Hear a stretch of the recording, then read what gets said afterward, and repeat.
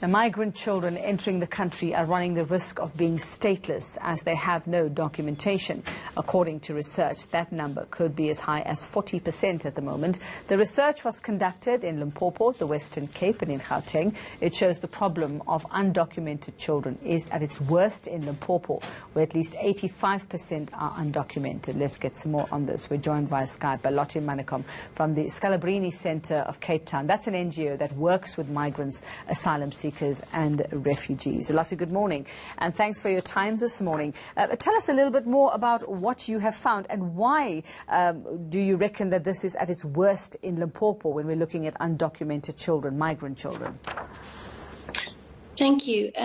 So as you said, the research surveyed cases of foreign children placed in children's homes in 3 different provinces. And as you mentioned, statelessness is a huge issue for these children. I think what we found in Limpopo was that there was a specific pattern of migration. It was more circular in nature, in that those children in care in Limpopo had often exited and entered South Africa several times. And documentation in Limpopo was a huge issue, with over 80% remaining undocumented in South Africa. Okay, so while they are stateless, and I'm taking that to mean that we're unsure of where they come from, or there's no proof or no official proof as to what country they've come from, what is happening to these children in the meantime, Lotte? Where are they being kept? What are their circumstances? Sure. So exactly as you say, statelessness is a situation where somebody's nationality is not established.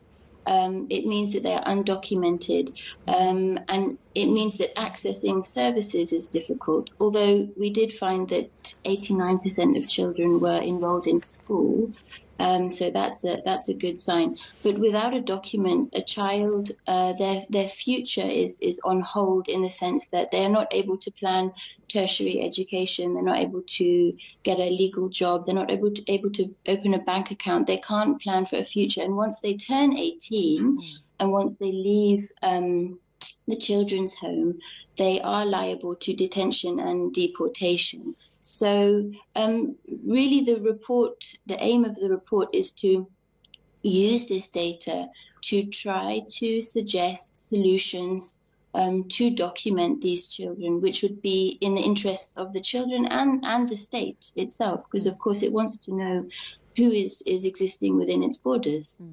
Where are the parents of these children? Because as we speak, I'm picturing children in sort of like detention camps or places that are not so pleasant for a child. And I can see from the look of horror on your face that that's not the case. But I mean, I'm picturing what we're seeing happening, in other countries as well. So where are the parents? What kind of lives are they living in the meantime? Are they in homes? And how are they coping from day to day? Sure. Okay, so these children are placed in a children's home by the Children's Court, so they would have been found in need of care and protection. It's not a camp. Children in South Africa can only be detained as a matter of last resort, legally speaking.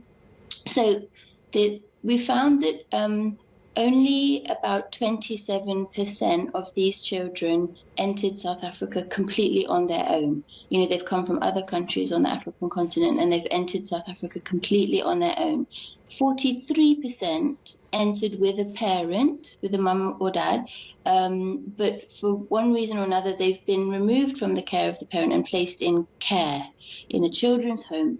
The majority of those children were placed in a children's home because of destitution, in that the parents were unable to take care of the child properly for financial reasons. So what's the solution here then, Lotte? I mean, you speak of when they turn 18, the options are deportation, and there are a couple of other things that you mentioned there. But if you don't know where they come from, where would you send them back to? And also, obviously, they've run away from something. So where do we stand on how we help them? Sure. So in terms of why they've left their country, we found that 1/3 of them have left their countries due to war or persecution. And so in those cases, they cannot return home. But in many cases, it is found to be in the best interests of the child that they're reunified with their families, or they're repatriated, or reunified with their families, maybe in their country of origin.